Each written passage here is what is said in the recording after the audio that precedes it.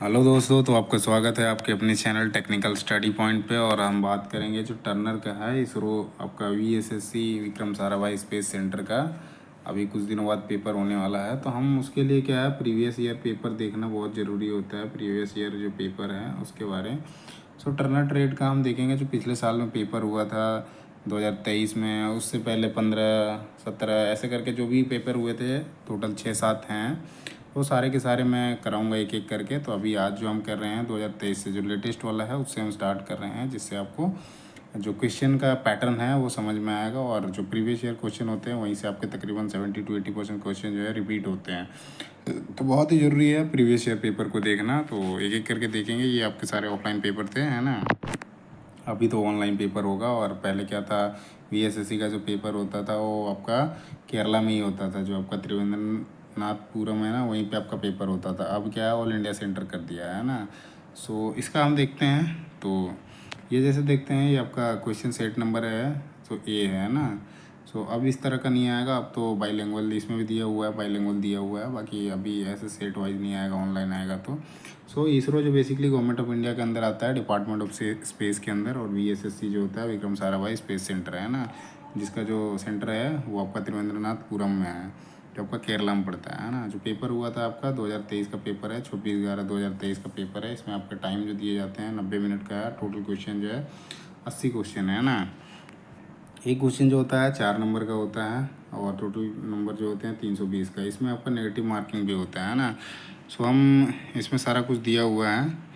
ये आपका negative marking है, यहाँ जैसे दिखो, यहाँ पे प्रत्येक गलत उत्तर पर नेगेटिव मार्किंग थी। ये चीज़ें नेगेटिव मार्किंग अभी भी है ना, उस पर ये नहीं, इसमें नेगेटिव मार्किंग भी है ना। तो नेगेटिव मार्किंग अभी भी कंटिन्यू है। फिर उसके बाद हम आते हैं सीधे क्वेश्चन पे। ये चीज़ें तो आप पढ़ सकते हो, ये OMR बेस्ड पेपर था, तो यहाँ पे आप चीज़ें पढ़ सकते हो खुद से। मैं टेलीग्राम जो चैनल है टेक्निकल स्टडी पॉइंट का, वहाँ पे डाल दूँगा, तो वहाँ से आप डाउनलोड करके चीज़ों को आप इवन जो क्वेश्चन पेपर है उसका PDF भी देख सकते हो, खुद से सवाल भी वो कर सकते हो, है ना।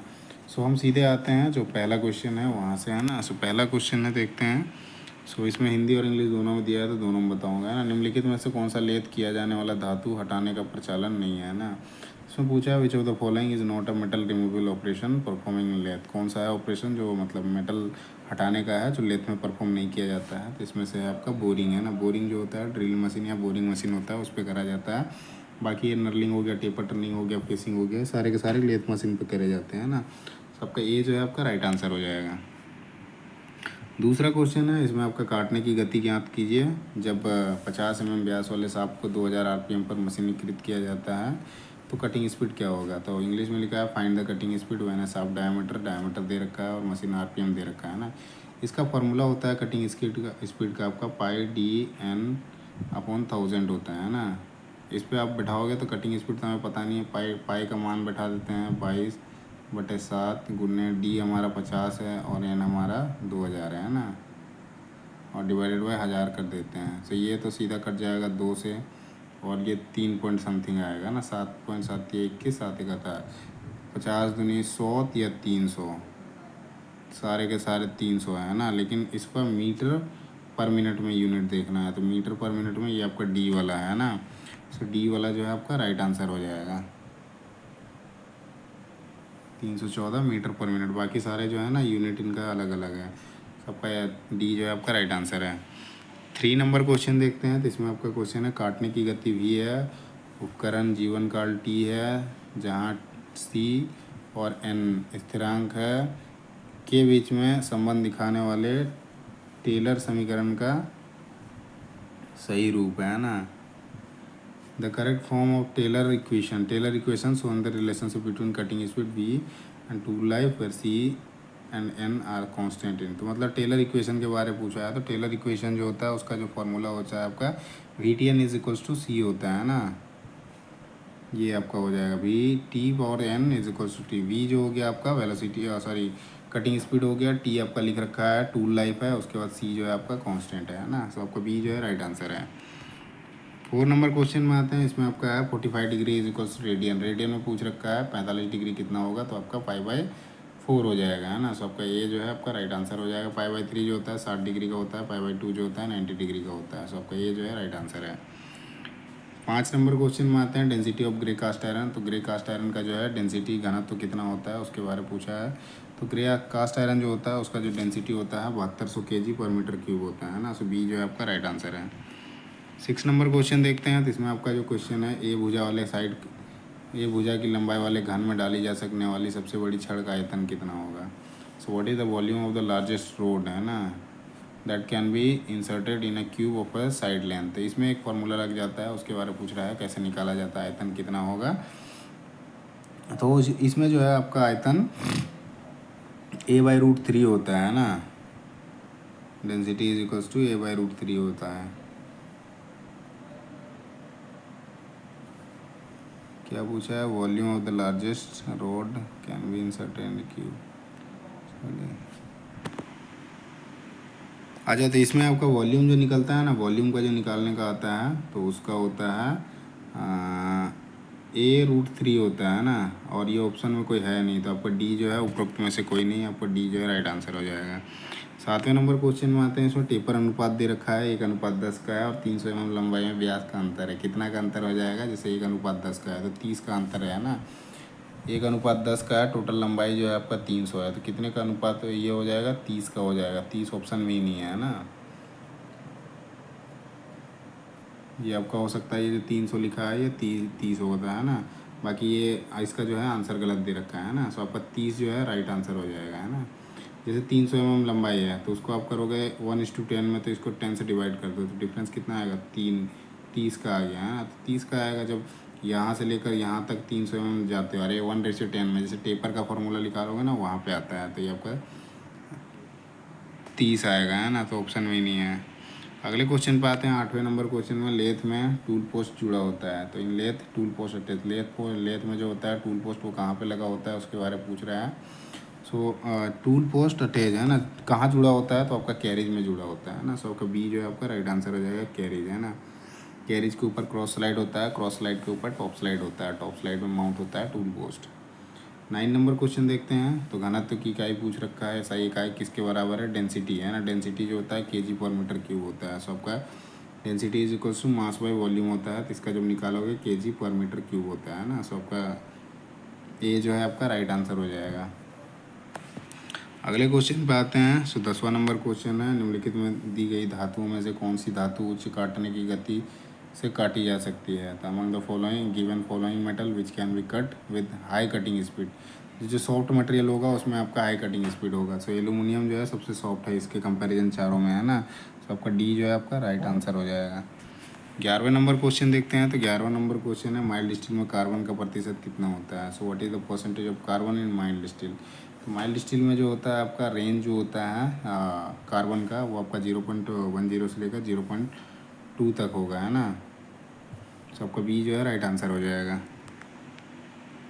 12वें नंबर क्वेश्चन में आते हैं। सो 12वां नंबर क्वेश्चन है छेद आधारित प्रणाली में विभिन्न प्रकार के फिट प्राप्त होते हैं। In hole basis system different type of fits are obtain, है ना। तो इसमें पूछ रहा है कि जो छेद आधारित होल बेसिस प्रणाली होती है उसमें जो फिट पाए जाते हैं उसमें किस तरह का होता है उसके बारे में पूछ रहा है। तो होल बेसिस सिस्टम में क्या होता है ना, होल कांस्टेंट रहता है, होल कांस्टेंट रहता है। और जो उसका ये आपका कांस्टेंट वाला यही है ना, होल जो है कांस्टेंट है ना। छेद के निचले विचलन को स्थिर रखा जाता है, keep the lower deviation hole constants. आपका ये जो है आपका राइट आंसर हो जाएगा। वहीं आपका इसमें जो होता है लोअर डेविएशन जो है 0 होता है और हायर जो है वो बढ़ सकता है। सो आपका ये जो है राइट आंसर हो जाएगा। तो इसमें और भी चीज़ें दे रखी है, इसमें साफ्ट के बारे में दे रखा है। तो ये साफ्ट बेसिस सिस्टम में होता है ना। 13 नंबर क्वेश्चन में आते हैं। धातु की कठोरता की इकाई है, unit of hardness of metal, है ना। सो हार्डनेस ऑफ मेटल की जो इकाई होती है आपका HRC में होता है ना। हार्डनेस रोकवेल इसको बोलते हैं, हार्डनेस रोकवेल बोलते हैं इसको, है ना। तो इसको हार्डनेस ऑफ मेटल जो निकाला जाता है आपका HRC में निकाला जाता है। बाकी रेजिस्टेंस का ओम होता है ना, वर्क का जूल होता है। बाकी ये न्यूटन मिलीमीटर ये आपका नहीं होता है यूनिट किसी का। सो आपका डी जो है आपका राइट आंसर है। 14 नंबर क्वेश्चन देखते हैं। इसमें आपका क्वेश्चन है मशीनिंग के दौरान तरल कटिंग पदार्थ का उद्देश्य है, मतलब to purpose of cutting fluid material during machining. Machining के टाइम पे क्या होता है, कटिंग फ्लूइड इस्तेमाल किया जाता है। उसका मेन जो होता है कारण पूछ रहा है किस लिए होता है। सो हीट को निकालता है, ये सही है। Remove heat from work piece to improve the surface finish. तो इसमें ना सारे के सारे हो जाएंगे, क्योंकि रिमूव हीट मतलब ठंडा रखने में, मतलब जो टूल होता है उसको ठंडा रखने में मदद करता है। साथ ही आपका वर्क पीस को भी ठंडा रखने में मदद करता है, और सतह में जो होता है वो सरफेस फिनिश अच्छा देता है। तो सारे के सारे हो जाएंगे, तो डी जो है आपका राइट आंसर हो जाएगा। 15 नंबर क्वेश्चन में आते हैं। तो 15 नंबर क्वेश्चन है, नीचे दी गई वेल्डिंग में से कौन सी एक सॉलिड स्टेट वेल्डिंग प्रचालन है। तो which of the following below given below welding is solid state welding process operation है ना। सॉलिड स्टेट वेल्डिंग ऑपरेशन कौन सा है इसमें से, वो पूछ रखा है। तो सॉलिड स्टेट जो होता है आपका रेजिस्टेंस वेल्डिंग होता है ना। सबका बी जो है आपका राइट आंसर हो जाएगा। इसी में आपका होता है जिसमें आपका करंट पास करा के वेल्डिंग करी जाती है। बाकी सब में क्या होता है, इलेक्ट्रॉन बीम हो गया, इसमें सब में आपको फ्लक्स की, ये आपका वायर की ज़रूरत पड़ती है ना, इसमें नहीं पड़ती है ना। बाकी इसका आंसर जो है रेजिस्टेंस वेल्डिंग हो जाएगा। 16 नंबर क्वेश्चन में आते हैं, जिसमें क्वेश्चन है काटने के उपकरण में विफलता के संभावित तरीके की पहचान करें, है ना। सो identify the possible mode of failure in cutting tool. विफलता के बारे में पूछा है, जो भी मतलब काटने के उपकरण में विफलता जो आएगा वो संभावित तरीके से किस में आएगा उसके बारे में पूछा है। तो ये जो होता है आपका फ्रैक्चर फेलियर हाँ होगा, फ्लैंक वियर भी होगा, टेम्परेचर फेलियर भी होगा। तो इनके कारण जो होता है काटने में विफलता हो सकती है ना, फेलियर ऑफ कटिंग टूल हो सकता है। सबके सारे के सारे हो जाएंगे, तो डी जो आपका राइट आंसर हो जाएगा। 17 नंबर क्वेश्चन में आते हैं। तो यहाँ पे क्वेश्चन है, एकल बिंदु काटने वाले उपकरण के किस पहलू में क्रेटर घिसाव दिखाई देता है। Crater wear appear in which face of angle single point cutting tool, है ना। किस में दिखाई देता है, तो आपका रैक में दिखाई देता है ना। सबका ए जो है राइट आंसर हो जाएगा, रैक, है ना। उसमें आपका दिखाई देता है क्रेटर घिसाव दिखाई देता है। 18 नंबर क्वेश्चन में आते हैं, जिसमें क्वेश्चन है which of the given parameter affect the tool wear, है ना। तो दिए गए मापदंडों में से कौन सा पैरामीटर जो है उपकरण के घिसाव को प्रभावित करता है। 4 ऑप्शन दिए गए हैं, इसमें से पैरामीटर है, उसमें से पूछ रहा है जो घिसाव को प्रभावित करता है वो किस में होता है। तो घिसाव जो होता है कटिंग स्पीड में भी होता है, हार्डनेस में भी होता है, और फीड में भी होता है ना। यदि आप ज़्यादा हार्ड वाले मटेरियल को भी करोगे तब भी हो जाएगा, कटिंग स्पीड ज़्यादा रखोगे तब भी घिस जाएगा, और फीड ज़्यादा दोगे उस केस में भी टूल जो है आपका घिस सकता है ना। तो सारे के सारे हो जाएंगे, डी जो आपका राइट आंसर हो जाएगा। 19 नंबर क्वेश्चन में आते हैं। तो यहाँ पे क्वेश्चन है, दी गई भौतिक गुणों में से कौन सी एक उपकरण सामग्री के लिए सबसे वांछनीय विशेषता है। मतलब इसमें पूछा है डिजायरेबल कैरेक्टरिस्टिक मटेरियल प्रॉपर्टी पूछ रखा है, most desirable characteristic for a tool material, है ना। तो टूल मटेरियल के लिए जो होता है आपका हार्डनेस जो होता है सबसे ज़्यादा, मतलब सबसे मोस्ट डिजायरेबल कैरेक्टरिस्टिक में जो है हार्डनेस आएगा ना। सो आपको बी जो है आपका राइट आंसर हो जाएगा। डक्टिलिटी होती है, इससे वायर बनाया जाता है, इस प्रॉपर्टी के कारण वो वायर बनाया जा सकता है ना। 20 नंबर क्वेश्चन देखते हैं। इसमें क्वेश्चन है, नीचे दी गई सामग्रियों में से कमरे के तापमान पर उच्चतम गर्म कठोरता मान वाली सामग्री की पहचान करें, है ना। From the given below material identify the material having the highest hot hardness value at room temperature. किस में होता है सबसे ज़्यादा, उसके बारे में पूछ रहा है। कमरे के तापमान पर जो है उच्चतम गर्म कठोरता मान वाली सामग्री की पहचान करें। कौन जो है अपने आप को बचाए रखता है हाई टेम्परेचर पे भी। तो जो होता है आपका सीरामिक होता है, जो आपका हाई टेम्परेचर में भी अपने आप को कठोरता जो है बनाए रखने में सहयोगी होता है। सबका बी जो है आपका सही उत्तर है। वो अपनी हार्डनेस जो है नहीं खोता है हाई टेम्परेचर पे भी, सिरामिक, है ना।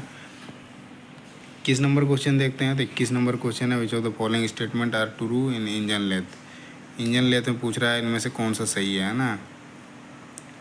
तो इंजन लेथ के बारे में देखते हैं। तो इसमें आपका त्रिजो चक जो है इसको सेल्फ सेंट्रिक चक बोलते हैं। दूसरा क्वेश्चन है, ये भी आपका सही है, collet chuck are use for process centering of round bar hexagon, ये भी सही है। तो सारे के सारे जो है आपका सही हो जाएंगे, तो डी जो है आपका राइट आंसर हो जाएगा, है ना। 22 नंबर क्वेश्चन में आते हैं। तो यहाँ पे आपका क्वेश्चन है, which of the following statement are not true, मतलब रॉन्ग पूछ रहा है, कौन सा गलत है इसमें से।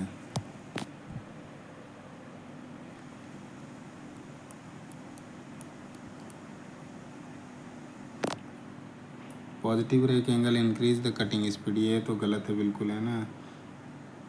Knows radius control the surface finish of machine work, ये तो सही है। माफ़ कीजिएगा, ये भी सही है, ये भी सही है। तो आपका ये जो है ये आपका गलत है ना। तो ये कथन सत्य नहीं है, गलत पूछ रहा है नॉट ट्रू में, तो आपका ये जो है आपका राइट आंसर हो जाएगा।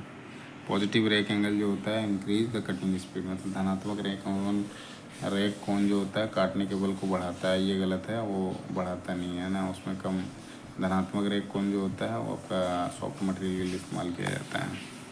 जैसे नेगेटिव रेक एंगल है, पॉजिटिव रेक एंगल है, तो नेगेटिव जो होता है आपका वो आपका हार्ड मटेरियल के लिए होता है, और पॉजिटिव जो होता है आपका सॉफ्ट मटेरियल के लिए होता है।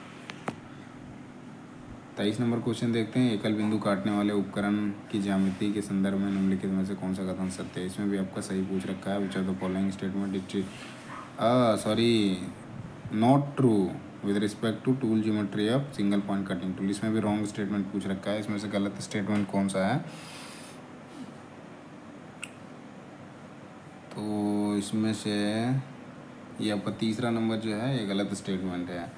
अंतिम कटिंग एज कोण को बढ़ाने से उपकरण का जो वर्कपीस के साथ संपर्क बढ़ जाता है, यही आपका गलत स्टेटमेंट है ना। सो आपका increasing the end cutting edge angle increase the tool contact with workpiece, तो ये आपका गलत स्टेटमेंट है। इस केस में क्या होना, आपका ख़राब हो जाएगा टूल। अगले क्वेश्चन पर आते हैं। सो अगला क्वेश्चन है 24 नंबर क्वेश्चन। इसमें क्वेश्चन है which of the following is not correct for the metal chips form during machining, है ना। तो मशीनिंग के दौरान बनने वाले धातु चिप्स के लिए निम्नलिखित में से कौन सा सही नहीं है। इसमें भी गलत स्टेटमेंट पूछ रखा है। कौन सा है गलत स्टेटमेंट, पहला जो है आपका यही आपका गलत स्टेटमेंट ना। Build up edge usually result in superior surface finish, है ना। तो बिल्डअप एज के परिणाम स्वरूप तो आमतौर पर बेहतर सरफेस फिनिश मिलता है, सतह फिनिश मिलता है, तो ये नहीं मिलता है, उसमें आपका ख़राब हो जाएगा, है ना। सरफेस फिनिश जो है आपका सही नहीं आएगा, उसमें आपको मतलब खुरदरा सा रहेगा। तो भाई डी जो है आपका सही आंसर हो जाएगा, यही आपका गलत स्टेटमेंट है ना। बाकी सारे के सारे सही हैं। 25 नंबर क्वेश्चन देखते हैं। तो 25 नंबर क्वेश्चन है which of the following is not a work holding device, इस चार में से पूछा है कौन सा वर्क होल्डिंग डिवाइस नहीं है। तो आपका कैरिज जो है ये आपका वर्क होल्डिंग डिवाइस नहीं है, ये आपका इसके ऊपर ही माउंटेड करे जाते हैं, जैसे क्रॉस स्लाइड हो गया, फिर टॉप स्लाइड हो गया, वो सारा करा जाता है। बाकी आपका फेस प्लेट हो गया, चक हो गया, कॉलेट हो गया, ये वर्क होल्डिंग डिवाइस है ना। 26 नंबर क्वेश्चन में आते हैं। तो 26 नंबर क्वेश्चन है, इसमें भी रॉन्ग स्टेटमेंट पूछ रखा है कि कौन सा गलत है। लेथ के विभिन्न प्रकारों के संदर्भ में निम्नलिखित में से कौन सा कथन जो है सत्य नहीं है। तो which of the following statement is not true with respect to different types of lathe, है ना। इसमें से 4 ऑप्शन है, इसमें से आपका जो ऑप्शन है गलत स्टेटमेंट वाला,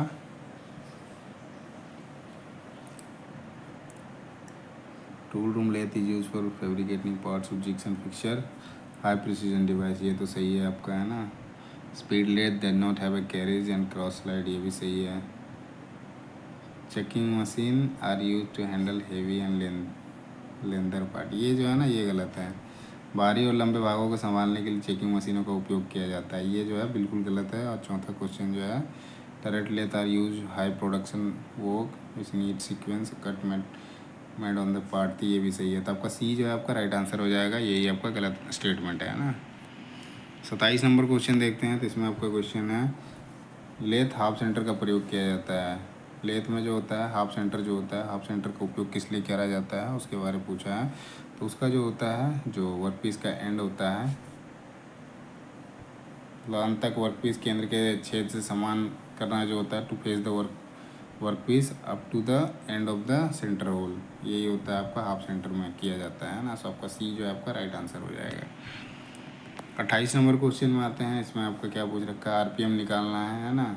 सो ये आपका देखो, ये आपका कटिंग स्पीड दे रखा है, ये आपका डायमीटर दे रखा है, आरपीएम पूछ रखा है। तो एन इज इक्वल्स टू जो फॉर्मूला होता है आपका कटिंग स्पीड मतलब 44 इंटू 1000 बटा 22, डी हमारा 70 है, और ये आपका 7 ऊपर चला जाएगा। तो ये आपका 10 कट गया, 10 से ये गया, और ये 22 दूनी 44 हो जाएगा, 100 दूनी 200 आ जाएगा, है ना। 200 किस में ऑप्शन में है, तो 200 आपका बी में है, तो बी जो आपका राइट आंसर हो जाएगा। 29 नंबर क्वेश्चन में आते हैं। इसमें आपका केंद्र में लेथ टम्बलर गियर यूनिट प्रदान की गई है। लेथ में जो टम्बलर गियर यूनिट होती है वो प्रोवाइड की जाती है, उसका मेन पूछ रहा है रीज़न क्यों दी जाती है ना।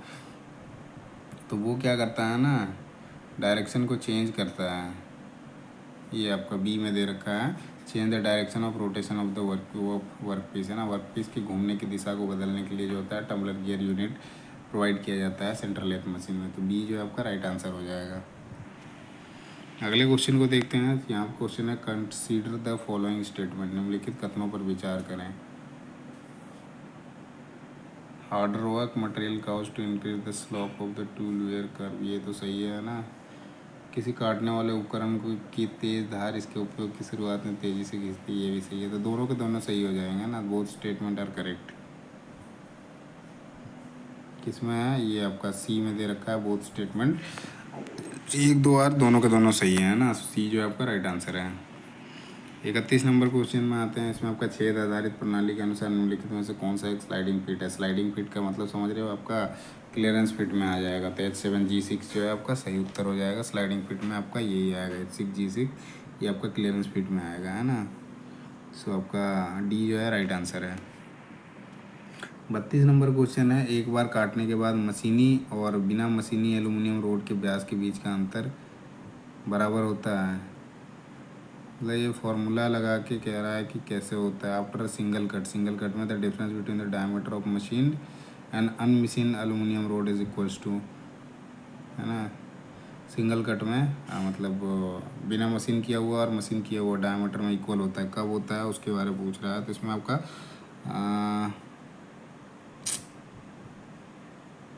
2 इंटू डेप्थ ऑफ कट होता है ना। सो 2 इंटू डेप्थ ऑफ कट ये रहा सी में, है ना। सी जो आपका राइट आंसर हो जाएगा, 2 इंटू डेप्थ ऑफ कट।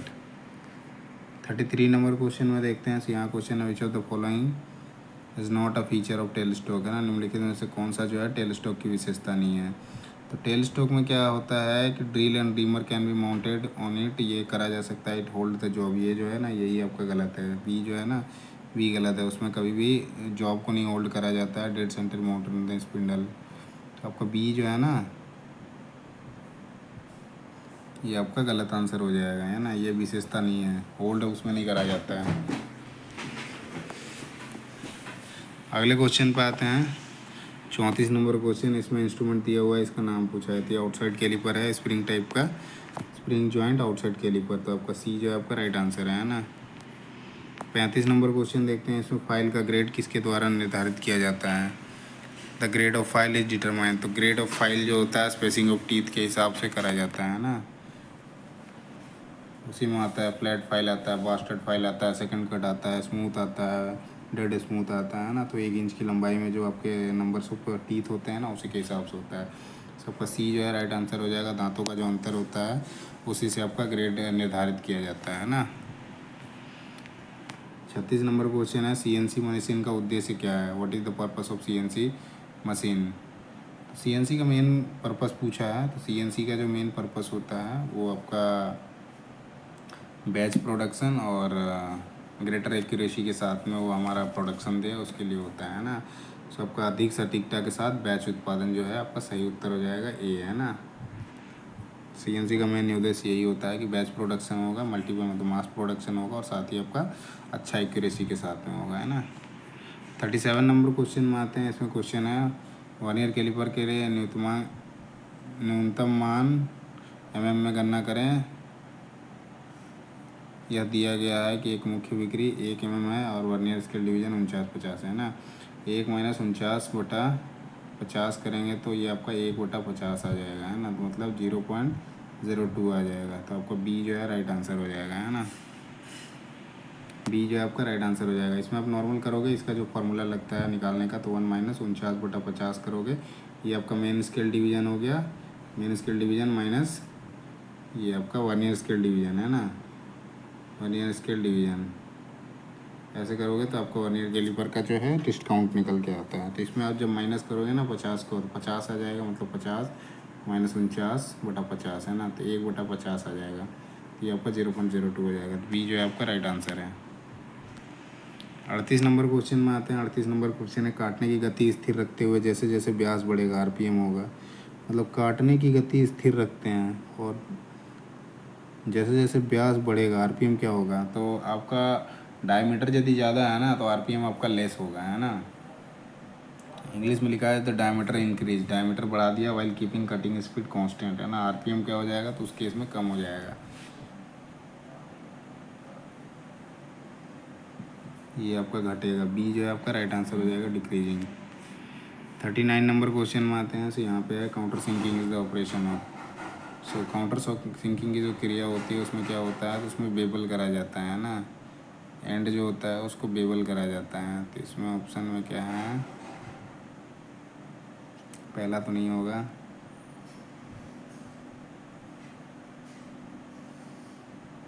ये आपका कॉन्सेप्ट में बनाया जाता है ना, बी जो है आपका राइट आंसर हो जाएगा, making concept enlargement at the end of hole, है ना, छेद के अंत में शंकु के आकार में इजाफा करना जो होता है काउंटर सिंकिंग में करा जाता है ना, बी जो है आपका राइट आंसर है। 40 नंबर क्वेश्चन देखते हैं। इसमें आपका क्वेश्चन है किस प्रकार के फिट में छेद की सहायता क्षेत्र शाफ्ट की सहायता क्षेत्र से ऊपर होती है, किसमें होता है, in which of the type of fit the tolerance zone of the hole will be above the tolerance zone of shaft.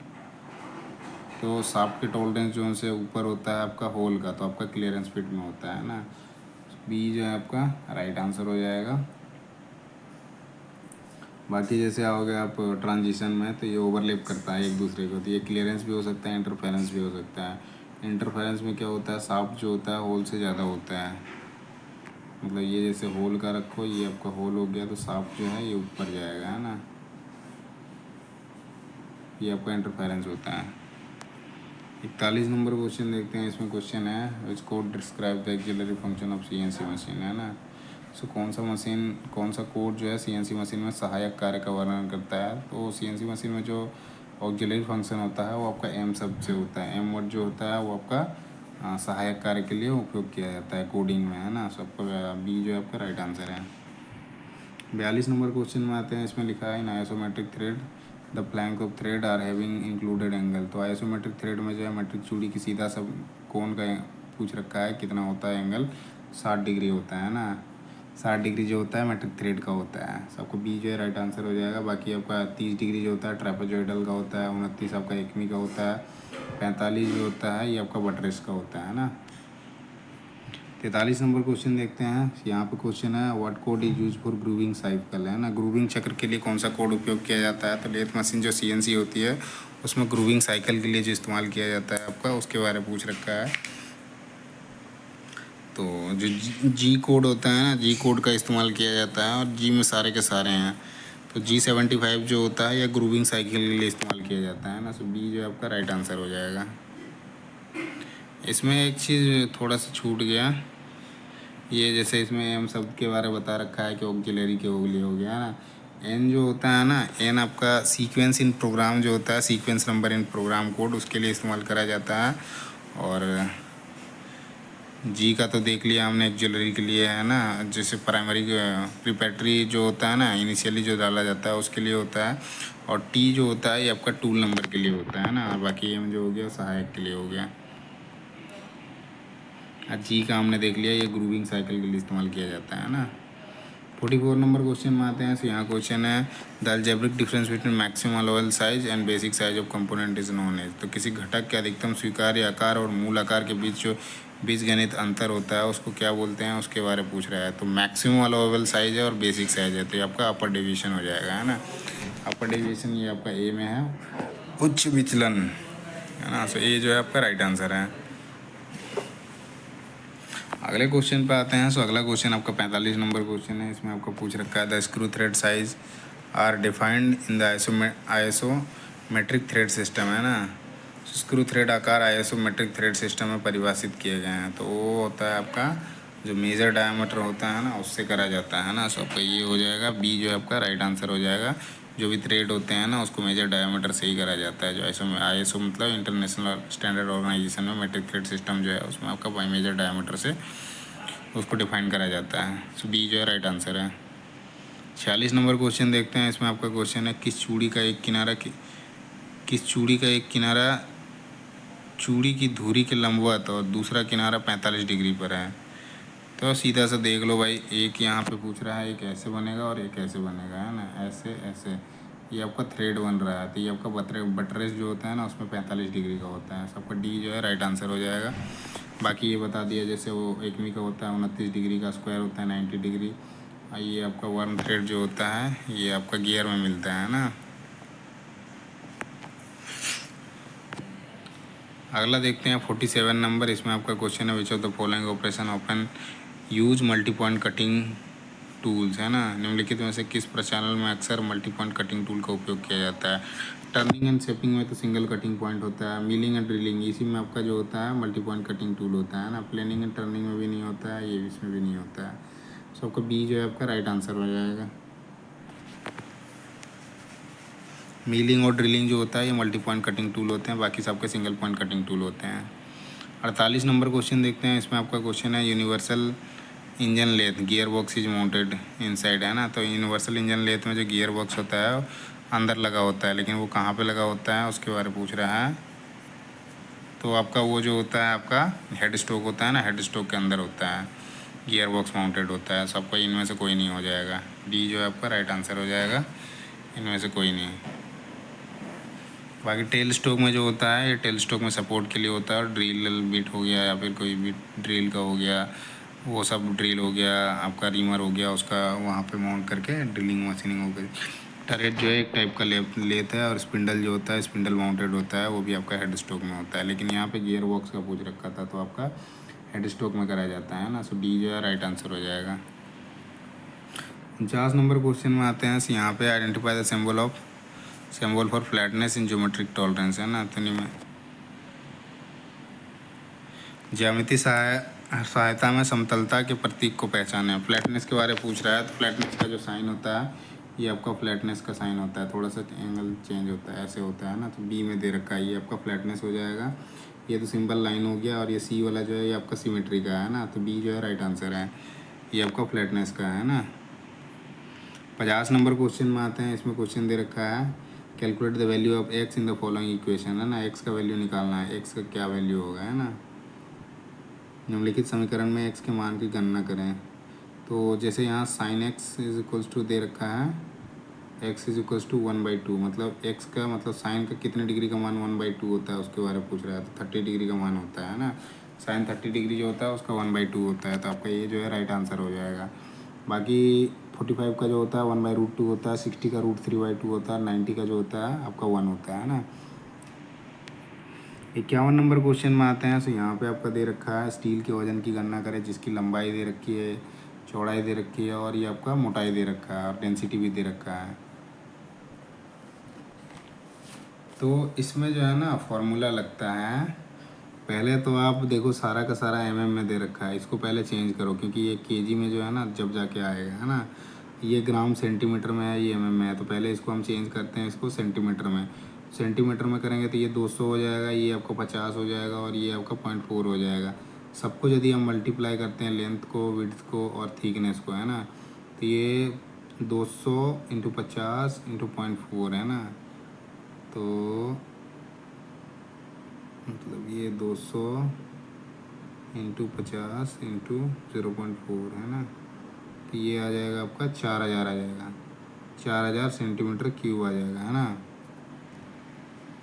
उसके बाद 4000 सेंटीमीटर क्यूब आ गया, हमारा सेंटीमीटर क्यूब आ गया, और हमारा ये डेंसिटी दिया हुआ है ना। तो ये हमारा क्या आया, वॉल्यूम आया। तो डेंसिटी क्या होता है, मास बाय वॉल्यूम होता है, मास बाय वॉल्यूम होता है ना। तो मास हमारा कितना है, अच्छा वॉल्यूम और डेंसिटी दिया हुआ है हमारा, है ना। तो हमें निकालना क्या है, मास निकालना है, क्योंकि वॉल्यूम तो हमारा ये आ गया ना।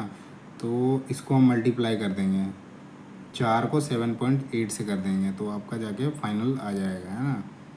तो 7 चौका 28 और 8 चौका 32, 3 31, है ना। 31 में कौन सा है, ये आपका बी में है। सबका बी जो है राइट आंसर हो जाएगा, मतलब 7.85 मल्टीप्लाई 4000। इसको आप करोगे 4000 का जैसे आएगा, ये आपका क्या है, इसको चेंज करेंगे हम ग्राम में। ये तो ग्राम में है ना, ये ग्राम में है, तो इसको ग्राम में करेंगे तो 1000 से डिवाइड करेंगे, है ना। ये इसको करेंगे तो 4 आ जाएगा। तो इसको मल्टीप्लाई करोगे, मतलब फाइनल मल्टीप्लाई करोगे 7.85 मल्टीप्लाई 4, इसको करोगे तो 31.4 आ जाएगा। तो आपको बी जो है राइट आंसर है। 52 नंबर क्वेश्चन में आते हैं, which one of the following is not a part of centre lathe, है ना, निम्नलिखित में से कौन सा एक सेंटर लेथ का पार्ट नहीं है ना। आर्बर जो होता है वो आपका सेंटर लेथ का पार्ट नहीं है, आपका ड्रिल भी जो मशीन होती है उसका एक पार्ट होता है ना। बाकी सारे के सारे आपको मिल जाएंगे लेथ के अंदर में, तो आपका सी जो है आपका राइट आंसर हो जाएगा।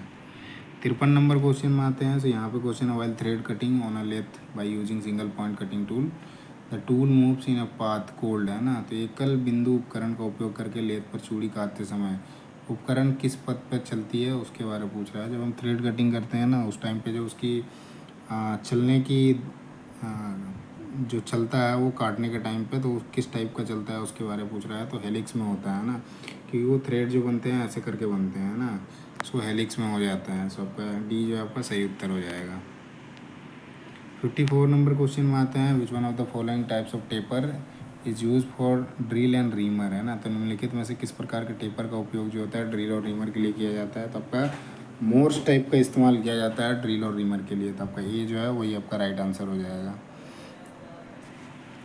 अगले क्वेश्चन पे आते हैं। सो अगला क्वेश्चन आपका है, which type of thread are suitable for small precision component and measuring gauges, है ना। छोटे परिशुद्धता घटकों और मापने वाले गेज के लिए किस प्रकार की चूड़ी उपयुक्त होती है। दो छोटे स्मॉल प्रिसीजन कंपोनेंट होते हैं या मेजरिंग गेजेज जो होते हैं उनके लिए जो होता है ब्रिटिश एसोसिएशन थ्रेड जो होता है उसका इस्तेमाल किया जाता है, और इसका एंगल जो होता है आपका 47.5 डिग्री का होता है ना। बी ए 47.5, 47.5 मतलब 47 एक बटा 2, है ना। बाकी आप जैसे विटवर्थ का देखोगे ये आपका 55 डिग्री का होता है, ये आपका 29 का होता है, एक मी और स्क्वायर जो होता है ये आपका 90 डिग्री का होता है ना। 56 नंबर क्वेश्चन में आते हैं। स्ट्रेन की यूनिट पूछ रखा है, तनाव की जो इकाई होती है वो क्या होती है। तो तनाव का किसी भी प्रकार का कोई यूनिट नहीं होता है ना। सो आपका सी जो है राइट आंसर हो जाएगा। न्यूटन पर मीटर लिख रखा है, ये आपका न्यूटन पर मीटर जो होता है फोर्स का न्यूटन। सो आपका सी जो है आपका राइट आंसर हो जाएगा। यूनिट ऑफ स्ट्रेन जो है आपका 9 यूनिट होता है, किसी प्रकार की कोई यूनिट नहीं होती है स्ट्रेन की। 57 नंबर क्वेश्चन देखते हैं। सो यहाँ पे क्वेश्चन है, which type of thread are suitable for lead screw of machine tool, है ना। मशीन टूल के लीड स्क्रू के लिए किस प्रकार की चूड़ी। तो लीड स्क्रू का जो है थ्रेड पूछ रहा है कौन सा थ्रेड होता है। तो आपका एकमी थ्रेड जो होता है वो आपका लीड स्क्रू में मिलता है ना, और ये थ्रेड कटिंग के लिए इस्तेमाल किया जाता है। सो आपका सी जो है राइट आंसर है। 58 नंबर क्वेश्चन देखते हैं। The depth of B A screw thread, है ना। बी ए जो होता है ब्रिटिश एसोसिएशन थ्रेड, उस पेंच की गहराई पूछ रखा है जो उसकी मतलब बी ए की गहराई पेंच चूड़ी है, मतलब depth of B A screw thread, तो उसका कितना होता है थ्रेड की गहराई। जैसे अभी ऐसे थ्रेड बन गया है ना, तो ये जो यहाँ से यहाँ तक होता है उसके बारे में पूछा है। तो आपका बी ए जो थ्रेड होता है उसका 0.6 होता है ना, इंटू पिच होता है। सबका बी जो है आपका राइट आंसर हो जाएगा, है ना। मैट्रिक थ्रेड का आपका 0.61 इंटू पिच होता है, बाकी B S W B S P ये सारे 0.64 होता है ना। 59 नंबर क्वेश्चन आते हैं। So which of the following is ascending order, मतलब बढ़ते क्रम में है, आरोही क्रम में। Order in term of density और lower density to higher, lower से हायर में जाना है। तो लोअर सबसे ज़्यादा डेंसिटी किसकी होगी उससे, और सबसे हाई किसका होगा उससे, है ना। तो सबसे ज़्यादा डेंसिटी जो होता है आपका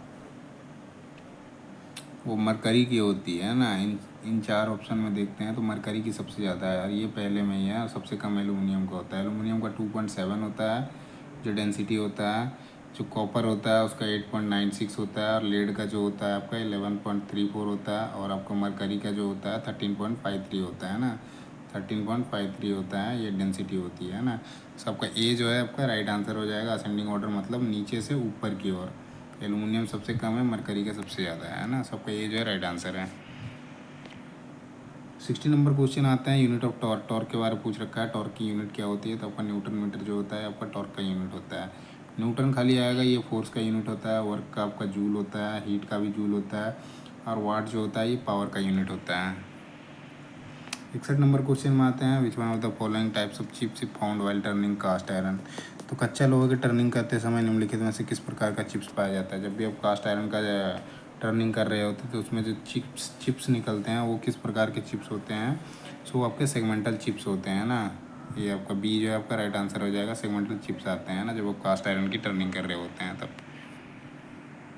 62 नंबर क्वेश्चन देखते हैं। यदि काटने का उपकरण लेथ पर केंद्र की ऊंचाई से नीचे स्थापित किया जाए तो मशीनिंग सेटअप में क्या परिवर्तन आएगा? तो what is the change that will occur in the machining setup if the cutting tool set below the centre of height on lathe.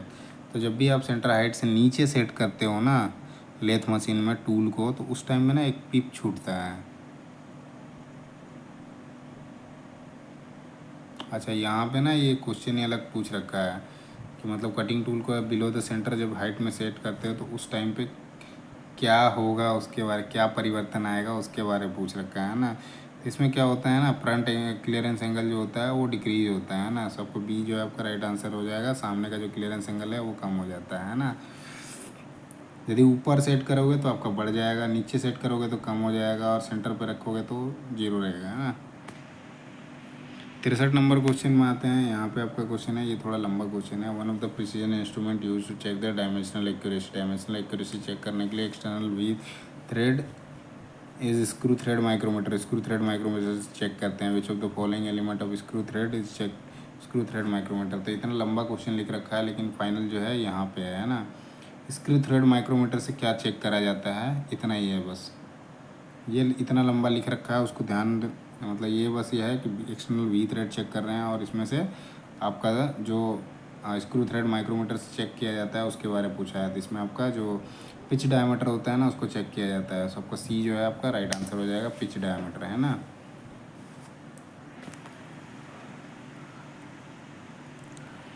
अगले क्वेश्चन पे आते हैं। तो 64 नंबर क्वेश्चन है, while rough turning of a work piece with carbide tool is perform long curly chips are formed. लंबा curly chips बनता है। तो which of the following method can be followed to get rid of this situation, है ना। तो जब किसी work piece को कार्बाइड उपकरण से खुरदरा मोड़ा जाता है, टर्निंग करी जाती है, कार्बाइड जो टूल होता है उससे करा जाता है, तो लंबे जो है घुंघराले चिप्स बनते हैं। स्थिति से छुटकारा पाने के लिए जो लंबा जो घुंघरेला चिप्स बन रहा है, इससे छुटकारा पाने के लिए हम कौन सा तरीका अपनाया जा सकता है उसके बारे में पूछा है। तो इस केस में हम क्या करते हैं ना, चिप ब्रेकर लगाते हैं ना। ये आपका बी में जो है सही उत्तर हो जाएगा, जिससे आपका लंबा वो चिप्स ना बने, और उसके लिए हम चिप ब्रेकर लगाएंगे, वो तोड़ता जाएगा, है ना। Provide chip breaker on the tool. तो बी जो है आपका राइट आंसर है। 65 नंबर क्वेश्चन देखते हैं। इसमें आपका क्वेश्चन है, in metal cutting process when the compression limit of the metal in front of the cutting tool has been exceeded, है ना, then it gets separated from the work piece and flow.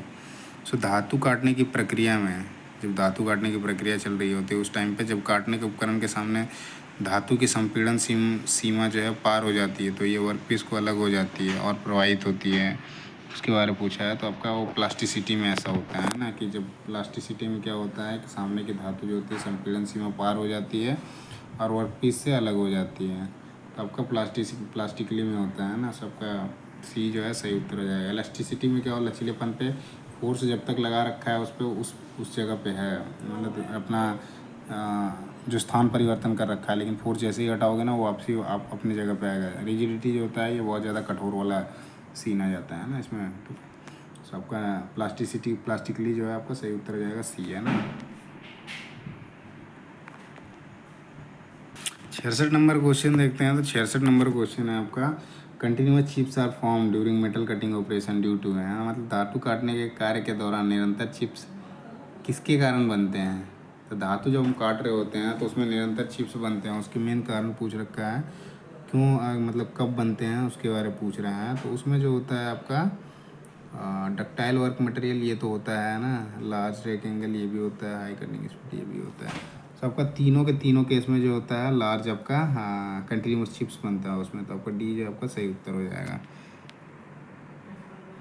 67 number question में आते हैं। इसमें आपका question है, the circle popularly use for estimating the various force acting during metal cutting process is, है ना। तो धातु काटने की प्रक्रिया के दौरान कार्यरत विभिन्न बलों का अनुमान लगाने के लिए लोकप्रिय जो रूप से उपयोग किया जाने वाला चक्र है उसके बारे में पूछा है। तो जब भी हम धातु काटने की प्रक्रिया करते हैं तो उस दौरान जो कार्यरत होता है और विभिन्न बलों का अनुमान लगाने के लिए जो उसमें उपयोग किया जाता है वो कौन सा होता है, या फिर कौन सा नियम कानून है उसके बारे में पूछ रहा है ना। सर्कल सर्कल वाला पूछ रहा है। तो सर्कल में जो होता है मतलब वो आपका मर्चेंट सर्कल होता है जिसका इस्तेमाल किया जाता है उसकी काउंटिंग के लिए या फिर अनुमान लगाने के लिए, है ना, कि किस तरह का बनेगा। तो मर्चेंट सर्कल ये बी में है, तो बी जो आपका राइट आंसर हो जाएगा। 68 नंबर क्वेश्चन देखते हैं, इसमें से पूछ रखा है increase in which of the following quantity does not lead to an increase in MRR, है ना। सो MRR बेसिकली जो होता है मटेरियल रिमूवल रेट होता है। तो इसमें पूछ रहा है निम्नलिखित में से किस मात्रा में वृद्धि से MRR में वृद्धि नहीं होती। किस मात्रा में MRR मतलब मटेरियल रिमूवल रेट जो होता है उसमें आपका वृद्धि नहीं होती, उसके बारे में पूछ रहा है ना। सो वो जो होता है वेलोसिटी फीड इनटू डेप्थ होता है ना। सो ऑप्शन में तो कोई है नहीं, तीनों के तीनों दे रखे हैं, नॉन ऑफ द अबव लिख रखा है ना। सो पर डी जो है आपका राइट आंसर हो जाएगा। 69 नंबर क्वेश्चन में आते हैं। सो 69 नंबर क्वेश्चन है, इसमें the function of the recirculating ball screw in lathe centre lathe is to, है ना। सेंटर लेथ में रिसर्कुलेटिंग बॉल स्क्रू का कार्य पूछ रखा है ना। सेंटर लेथ में जो होता है रिसर्कुलेटिंग बॉल स्क्रू लगा होता है, उसका मेन काम क्या होता है। तो ये क्या करता है ना, रोटरी मोशन को आपका लीनियर मोशन में चेंज करता है ना। ये आपका पहला जो है आपका सही उत्तर हो जाएगा, convert rotary motion into linear motion. तो घूर्णी गति को रेखीय गति में परिवर्तित करने का काम करता है रिसर्कुलेटिंग बॉल स्क्रू जो होता है ना। ये जो है राइट आंसर है। 70 नंबर क्वेश्चन में आते हैं। तो 70 नंबर क्वेश्चन है which of the following operation can not be perform central lathe, है ना। निम्नलिखित में से कौन सा ऑपरेशन जो है सेंट्रल लेथ में नहीं किया जा सकता है। सेंट्रल लेथ में जो होता है थ्रेडिंग किया जा सकता है, ड्रिलिंग भी किया जा सकता है, ड्रिलिंग भी किया जा सकता है, स्लॉटिंग जो है वो नहीं किया जा सकता है ना। सो आपका डी जो है राइट आंसर हो जाएगा। 71 नंबर क्वेश्चन देखते हैं। इसमें आपका क्वेश्चन है turning diameter is help while the RPM is enhance 3 times. यदि 100 है तो उसको 300 कर दिया गया है ना। What is the impact on cutting velocity in turning, है ना। 100 से 300 कर दिया गया तो क्या इम्पैक्ट आएगा उसके बारे में पूछ रहा है। तो उस केस में देखो, आप यदि कटिंग स्पीड को आप बढ़ा देते हो, है ना, मतलब कटिंग स्पीड कह रहा हूँ, आप यदि RPM को बढ़ा देते हो तो उस टाइम पे जो कटिंग वेलोसिटी है उस पर जो इम्पैक्ट पड़ता है ना वो आपका बढ़ जाता है ना। ये आपका जैसे आप RPM बढ़ाओगे तो काटने की गति भी बढ़ेगी, है ना। सो आप बी जो है राइट आंसर हो जाएगा। 72 नंबर क्वेश्चन देखते हैं। इसमें आपका क्वेश्चन है which of the following code is use for tool nose compensation on the left side, है ना। तो निम्नलिखित में से कौन सा कोड जो होता है बाईं और टूल नोज कंपनसेशन के लिए उपयोग किया जाता है। टूल के बारे में पूछ रखा है, एक कोड है ना, उसका जो नोज कंपनसेशन होता है लेथ मशीन में लेफ्ट साइड के लिए, उसके बारे में पूछ रखा है। तो उसके लिए जो इस्तेमाल किया जाता है पर G41 इस्तेमाल किया जाता है ना। सो बी जो है आपका राइट आंसर है।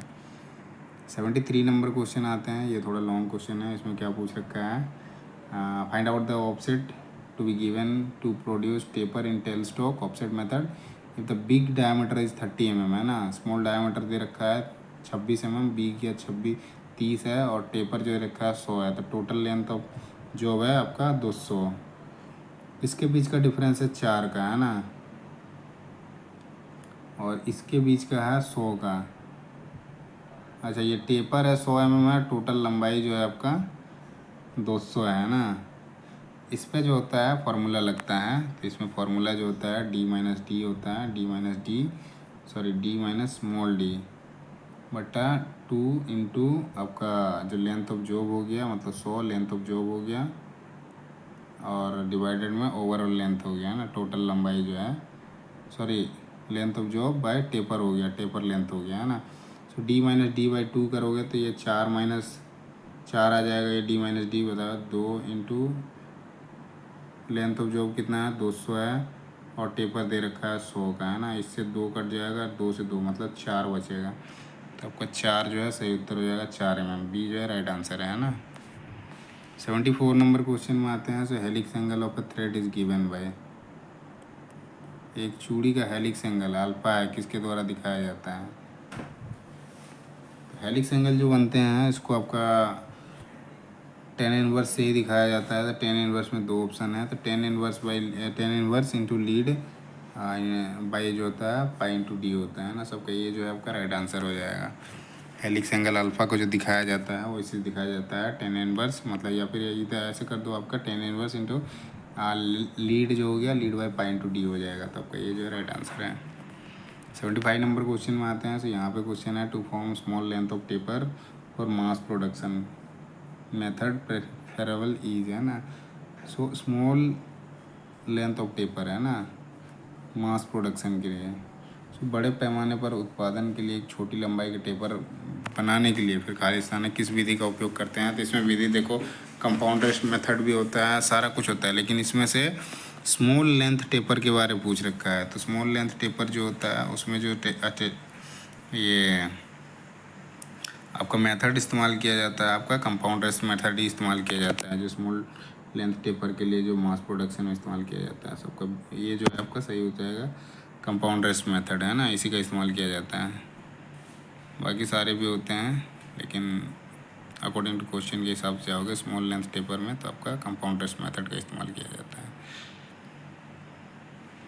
76 नंबर देखते हैं। तो इसमें आपका क्वेश्चन है the driving plate are use for, driving plate का जो होता है उपयोग किस लिए किया जाता है उसके बारे में पूछ रहा है। तो आपका ड्राइविंग प्लेट जो होता है रोटेटिंग शाफ्ट बिटवीन सेंटर, है ना, केंद्रों के बीच घुमाने वाला शाफ्ट जो होता है उसके लिए आपका ड्राइविंग प्लेट का उपयोग किया जाता है। तो आपका बी जो है आपका सही उत्तर हो जाएगा। 77 नंबर क्वेश्चन में आते हैं। यहाँ क्वेश्चन है an outside micrometer has a negative error, the correct reading can be taken, है ना। तो जब माइक्रोमीटर के बाहरी माइक्रोमीटर में ऋणात्मक त्रुटि है, उसमें नेगेटिव एरर है, तो सही रीडिंग जो आती है उसके बाद हम क्या करते हैं तो ऐड करते हैं, जो जितनी नेगेटिव होती है ना उसी को हम एक्चुअल रीडिंग से ऐड करते हैं। तो बी में दे रखा है वास्तविक रीडिंग में ऋणात्मक त्रुटि जोड़ना है ना, adding the negative error in the actual reading, तो बी जो है आपका राइट आंसर हो जाएगा। 78 नंबर क्वेश्चन देखते हैं। इसमें आपका क्वेश्चन है sum of the clearance angle, rack angle, cutting wedge angle is always equal to. इसमें पूछा है मतलब एक आपका वेज डाल दिया, इसमें क्लियरेंस एंगल का बात कर रहा है और रैक एंगल का बात कर रहा है, तो टोटल ये जो बनता है ये 90 डिग्री का बनता है ना। बी जो आपका सही उत्तर हो जाएगा। ये आपको देखोगे चीजल में इस्तेमाल मिलेगा, है ना, चीजल जब इस्तेमाल किया जाता है ना तो उसमें फिगर बनती है इस तरह की, इसमें आपका ये चीजल हो गया, ये आपका इस साइड जो होता है ये क्लियरेंस एंगल होता है, ये आपका वेज एंगल होता है और ये आपका रैक एंगल होता है ना, टोटल पूछ रहा है, तो ये आपका 90 डिग्री का हो जाएगा। सो बी जो है आपका राइट आंसर है। 79 नंबर क्वेश्चन देखते हैं, थोड़ा इसको जूम कर देता हूँ, है ना, ये है आपका। सो एक cutting tool having tool signature 10, 9, 6, 6, 8, 8, 2 will have side relief angle is. इसमें से पूछा है जो आपका कोड दिया हुआ है सिग्नेचर, टूल सिग्नेचर दिया है 10, 9, 6, 6, 8, 8, 2, इसमें से पूछा है कि साइड रिलीफ एंगल जो है वो कौन सा होगा। साइड रिलीफ एंगल जो है 6 डिग्री होगा, है ना, सी जो है आपका सही उत्तर हो जाएगा। बाकी जैसे देखते हैं तो 10 नंबर जो होता है ये आपका बैक रैक एंगल होता है, फिर 9 नंबर जो होता है आपका साइड रैक एंगल होता है, और 6 डिग्री पहला 6 डिग्री जो दे रखा है एक आपका एंड रिलीफ एंगल है, फिर दूसरा 6 जो है वो आपका साइड रिलीफ एंगल है और साइड के बारे में पूछ रखा था, है ना। तो 6 जो है आपका ऑप्शन में डबल 6 तो है नहीं, 6 ही हो जाएगा। फिर उसके बाद 8 डिग्री का 2 लिख रखा है, तो एक जो है आपका एंड कटिंग एज एंगल है और एक आपका साइड कटिंग एज एंगल है ना। उसके बाद लास्ट में 2 लिख रखा है तो आपका नोज रेडियस का होता है, वो आपका 2 जो होता है ये आपका नोज रेडियस का होता है ना। ये आपका 80 नंबर क्वेश्चन है और ये आपका जो VSSC 2023 का क्वेश्चन है जो टर्नर का है, ये आपका लास्ट क्वेश्चन है ना। इसका PDF के लिए आपको क्या करना होगा, टेक्निकल स्टडी पॉइंट है जो आपका टेलीग्राम चैनल है, तो वहाँ पे आपका डाल दूंगा, तो वहाँ से आप डाउनलोड कर सकते हो। उसका लिंक जो है आपका यूट्यूब के प्रोफाइल में दिया गया है, तो वहाँ से आप डायरेक्टली कनेक्ट हो सकते हो। तो लास्ट क्वेश्चन देखते हैं। एक छेद का आयाम दे रखा है, ये आपका डायमेंशन दे रखा है और एक शाफ्ट का आयाम दे रखा है। तो इसमें क्या पूछा है, परिणामी असेंबली है, ये किस टाइप का फिट है उसके बारे में पूछ रखा है। तो इसका डायमेंशन देखते हैं। जो होल है, होल का है 10 प्लस में है और इसमें आपका 0.015 है ना। और शाफ्ट का देखते हैं तो एक आपका 10 है और एक आपका, मतलब इसका देखो ये 0 है और इसमें 1 mm है, मतलब इसमें इंटरफेरेंस आ जाएगा, है ना। सो डी जो है आपका सही उत्तर जाएगा, क्योंकि ये 0 आ रहा है और ये बढ़ रहा है, मतलब शाफ्ट का साइज़ जो है वो बड़ा हो रहा है। होल के कंपैरिजन में, तो आपका ये जो है इंटरफेरेंस फिट हो जाएगा, है ना। सबका डी जो है आपका सही उत्तर हो जाएगा। सो टोटल क्वेश्चन जो थे 80 क्वेश्चन थे और सारा का सारा सॉल्यूशन कर दिया है ना। जो चीज़ें डाउट रह गई है वो कमेंट में ज़रूर बताना। किसी भी प्रकार का डाउट हो तो उस चीज़ को बताना, उस चीज़ को आपको कमेंट में ही आपको रिप्लाई मिल जाएगा, है ना। और वीडियो कैसा लगे वो ज़रूर बताना, और वीडियो अच्छा लगे तो वीडियो को लाइक करो, चैनल को सब्सक्राइब करो, और साथ ही अपने दोस्तों के साथ शेयर करना ना भूलें, जिससे जो भी इस तरह की वीडियो आती है, even recorded video class, previous year के क्वेश्चन जो आ गए हैं वो सारे आपको लगातार मिलेंगे। जो नए नए जॉब्स के अपडेट आते हैं वो आपको लगातार मिलते रहेंगे।